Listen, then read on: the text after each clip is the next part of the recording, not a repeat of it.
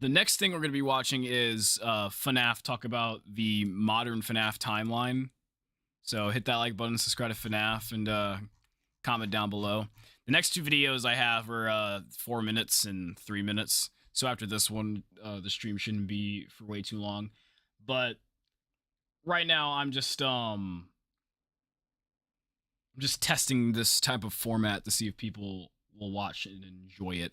I've spent the last 3 months researching and theorizing about Five Nights at Freddy's security breach and decided to take everything I've learned and throw it into one timeline. In this video, I'm going to be explaining what I think the modern See him open his third eye again. is and how we got to this point. Let's get started. To explain how this started, we need to start at the end. At the end of Freddy Fazbear's Pizzeria Simulator, we see Henry Emily burn everything to the ground. After he does this, we learn that Fazbear Entertainment is no longer a corporate entity. There is no need for you to return to work next week, as Fazbear Entertainment is no longer a corporate entity. But if the company no longer exists, how does the Pizzaplex and the VR game become a thing? Well, basically, someone restarted Fazbear Entertainment as an LLC. My friends over at Game Theory made a fantastic video on this, so shout out to them for finding it because that is wild. So after the events of Pizzeria Simulator, someone restarted Fazbear Entertainment. Judging by what I found in my past videos, I believe this to be sometime in the early 2030s. After early someone 2030s. restarts the company, they try to cover up and make light of Fazbear Entertainment's bad reputation by hiring an indie game developer to make games based on the events that occurred in their past. Fazbear Entertainment LLC then hires a third company called Silver Parasol Games to make a VR game also based on the tragic events that occurred in their past. But for some reason, Fazbear Entertainment doesn't tell Silver Parasol Games that they also hired the indie developer. They lied to all of us. They told us that the whole point of this VR game was to undo the bad PR done by a rogue indie game developer. But that's not true at all. Fazbear Entertainment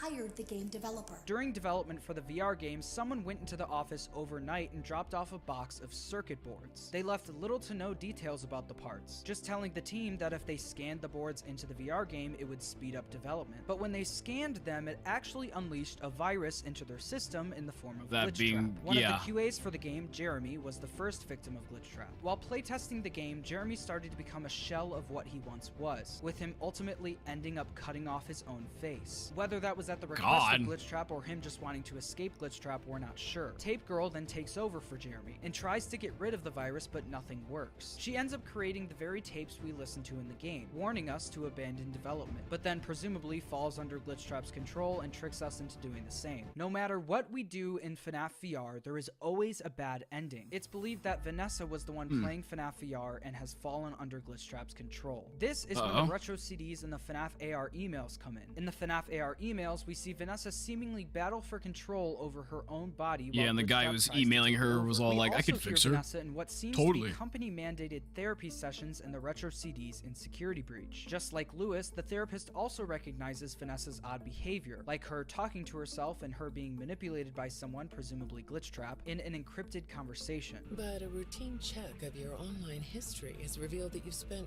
quite a bit of time with someone in an encrypted conversation. Now, it is revealed that Patient 46 might be the one manipulating Vanessa, and whether you believe Patient 46 to be the Tape Girl, or Evil Charlie Bot, or Evil Elizabeth Bot, it's pretty clear that 46 is on Glitchtrap's side, so it's probably Glitchtrap manipulating her either way. Then, both Lewis and the therapist mention that Vanessa is making a costume. This is the one piece of information that connects everything together. Along with Lewis and the therapist's conversations, the costume is also mentioned at the end of the Curse of Dreadbear during this conversation. Yes, I have it. I made it myself. I think you would like it. This basically confirms to me that most of the retro CDs take place during or close after FNAF VR and before Vanessa even gets to the Pizzaplex. Speaking of the Pizzaplex, it was shortly after FNAF VR that Fazbear Entertainment started building the Pizzaplex. We can actually see it being built in the FNAF VR Christmas update. It was during the development of the mall that someone ordered it to be built on top of an old Freddy's Pizzeria, the same restaurant that Pizzeria Simulator took place in. We see this in the messages found in Security Breach. Like how we can actually tie everything together with all this evidence, man. We pour a new section of track, and as soon as it dries, truly has opened his third eye. I'm worried we're building over a sinkhole here. Before construction was approved, there was a site evaluation. right? Who got them all built over the old pizzeria? Well, it depends on what you believe. Once again, it could be Vanessa or Patient 46 or Elizabeth. Shortly after the development of FNAF VR and the mall starts getting built, we see the rise of yet another Fazbear Entertainment project, the Fazbear Funtime Delivery Service, aka FNAF AR. We know that FNAF AR takes place shortly after FNAF VR because in the Ultimate Guidebook, they say that with the success of the VR game, an interesting question arose. What if fans could insert FNAF into the real world? There was genuinely so much lore thrown into FNAF AR that even the Ultimate Guidebook stated that the game is a, quote, massive expansion of game lore. The Fazbear Funtime Delivery Service is a real-life delivery service in-universe where you can get animatronics sent to your door so you can never be alone again. But Fazbear and then Entertainment die. actually outsourced the service to a separate company, leaving them in charge of delivering and handling the animatronics. Once you load up the FNAF AR app, you quickly realize that the service has a major virus attached to it. Instead of the animatronics coming to hang out with you, they come to kill you. We learn more about how this virus got attached I thought you to could the just service see in the Markiplier emails we playing the get throughout game. the game. The emails tell the story of 5 employees, Anna, Mark, Raha, Steven, and Daniel, and how they accidentally scanned one of the circuit boards of a vintage animatronic into their system, therefore causing the virus to occur. Sound familiar? Because that's exactly what happened in FNAF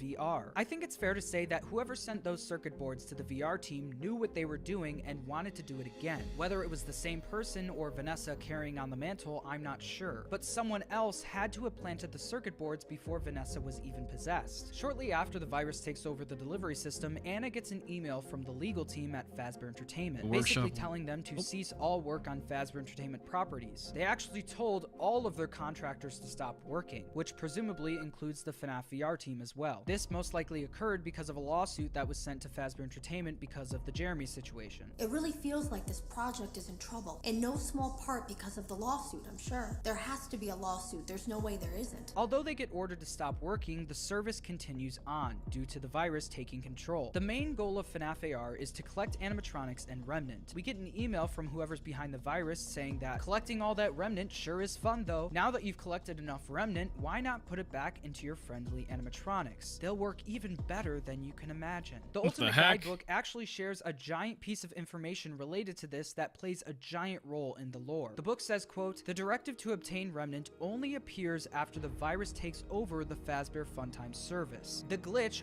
wants you to collect as much remnant as possible and pump your animatronics full of it. Now, obviously, this virus is the same virus from FNAF VR, which is Afton. But why would Afton want as much remnant as possible? Well, obviously, so he can come back. Remnant actually first showed up in Sister Location. It was revealed in the Pizzeria Simulator blueprints that the scooper was actually built to extract remnant, which means that Afton was experimenting with remnant in his Sister Location bunker, either to help himself live forever, help bring his kids back, or both. Afton's need for remnant is highlighted in the Ultimate Guide. Quote, the Aftons seem to believe that remnant is the key to power and eternal life. They want as much of it as they can get. Afton has now turned the Fazbear... Wait, go back over that? This was just casually written somewhere? Remnant is highlighted in the Ultimate Guide. Quote, the Aftons seem to believe that remnant is the key to power. This was just written somewhere? As much of and it approved by Scott? I didn't know that. Has now turned the Fazbear Funtime Delivery Service into his own personal remnant farm. And while Afton is the virus itself, I believe Vanny is the one writing the emails based on the repeated use of the word fun. Are you having fun yet? It will be fun. In the FNAF AR emails, we learned that the animatronics we see in the game are actually replicas of the robots from the past, being built by a team of people at Fazbear Entertainment. One of the people on the team is named Nora. Tristan from the compliance team reaches out to Nora and says that he's disappointed with the lack of progress on the new animatronic they're supposed to be building. The animatronic is supposedly able to climb on the ceilings. This was later revealed to be Mangle. Nora tells Tristan to get off her back, and that she, quote, warned management that reproducing the more exotic endoskeletons would be a problem, and they decided to go ahead and put them on the schedule anyway. This is further proof that they are reproducing the animatronics and not using the originals. As we hear in the Curse of Dreadbear, the retro CDs, and the FNAF AR emails, Vanessa has now finished making her bunny costume. Patient 46, or even Vanessa herself, hacks into the Fazbear Entertainment system to get Vanessa hired at the Pizzaplex, even though she was previously denied the job and had no prior qualifications. We hear her departure for the Pizzaplex and the retro CDs shortly after she finishes the costume. I'm needed somewhere else now. Thank you. Once Vanessa is gone, we learn that Patient 46 was actually the one to release the virus into the Pizzaplex. Who, how, and why, we're not sure yet. But all we do know is that this happened shortly after Vanessa got hired at the mall. One of the most important things that happens in the lore at this point involves DLZ Shipping Solutions. I actually believe that DLZ Shipping Solutions is the company that was hired to send out all of the FNAF AR animatronics to people's houses. We see Lisa from Fazbear Entertainment talking to Jimmy from the shipping company in the FNAF AR emails. During this conversation, we hear Lisa complaining to Jimmy about the animatronic delivery that DLZ Shipping Solutions made to the Pizzaplex. She notes that the animatronics are acting weird and swears that Bonnie ate the resident stray cat. I believe that those animatronics delivered to the mall are the FNAF AR animatronics intended to be put on display. Lisa begs Jimmy to take the animatronics back, but is met with an email response from someone else, letting her know that Jimmy is no longer with the company. Like I said in I Solved FNAF Security Breach Part 2, we see direct evidence that this happened in the Monty Golf security office. On the posted board, you can see sticky notes stating that a shipment has arrived that is unknown that they're trying to return. And in the bottom corner, there's a... I still can't believe that people actually, like, looked way into this just to look at the sticky notes. Bro, I played through this whole game in fear of being chased by animatronics. I had no time to look at sticky notes on a wall. Sticky note that says, "Remember Jimmy," the same person who is working at the shipping company and that was talking to Lisa. I believe that the Afton virus, or someone being controlled by Afton, used the Fazbear Funtime delivery service to deliver all the animatronics full of remnant to the mall. Vanny then destroyed them and took their remnant to bring Afton back. Have you ever wondered why there's a ton of destroyed staff bots throughout the mall? Well, Can we request reactions?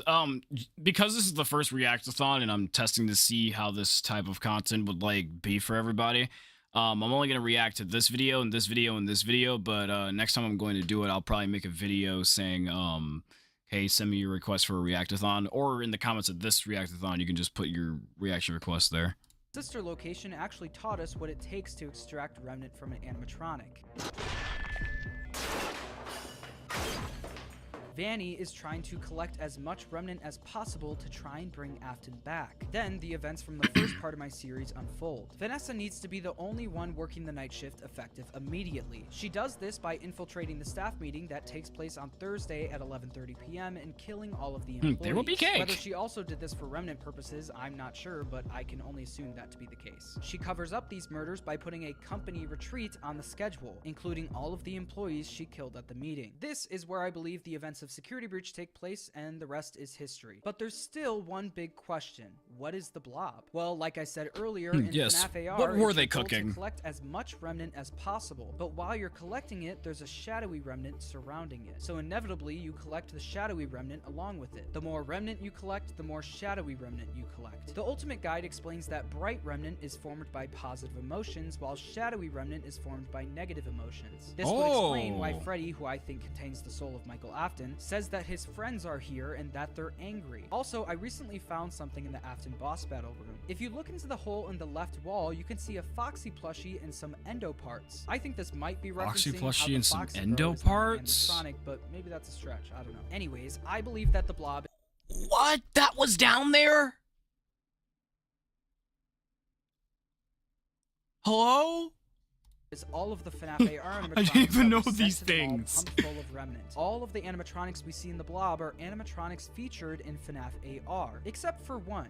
The puppet mask. Shortly before FNAF AR went silent, Illumix was teasing that Lefty was supposed to be part of the game. As we know, Lefty was built to capture the puppet, and you can literally see the puppet inside of him in FNAF 6. I believe if Illumix continued with FNAF AR, we would have seen Lefty and therefore the puppet. Another reason why I think the animatronics in the blob are the FNAF AR animatronics is because if the things meant to be placed on the stage in Rockstar Row were the original FNAF 1 animatronics, why do we see Foxy's torso completely rusted and withering away in one of the display cases? It's been 40 years since FNAF 1. There's no way those animatronics still look that good. The AR animatronics also— He wrote 30 years on the top left behind my camera. That's why I said 30. also have a slightly different design from the original animatronics. And I think Steel purposely hid some of the key designs of these animatronics in the blob, so we couldn't figure out which version of Chica, Bonnie, etc. that these are. The blob consists of the FNAF AR animatronics, swimming in a sea of shadowy remnant, or agony if you want to call it that, and the souls of Henry Emily's failed attempt at burning everything and everyone who was impacted by his ex-business partner's crimes. This is what I think the modern FNAF timeline of events is. blanks. I know I didn't cover everything, but I think I'm going to make a full FNAF timeline video of all of the series after the DLC comes out, so stay tuned for that. I also tried to leave out as much speculation as possible to try and make this as objective as possible, but with these types of videos, you kind of have to fill in the blanks. But that's alright, because this video was just a theory. A game theory. Alright. I'm telling you, every time FNAF makes a video, he cooks. He cooks. Like, it gets the brain thinking. I do hope whenever Ruin drops, though, we do get to see more of these parts click together instead of just speculation, because someone said, can I get a yeet? I don't know. Every time someone makes a FNAF theory video,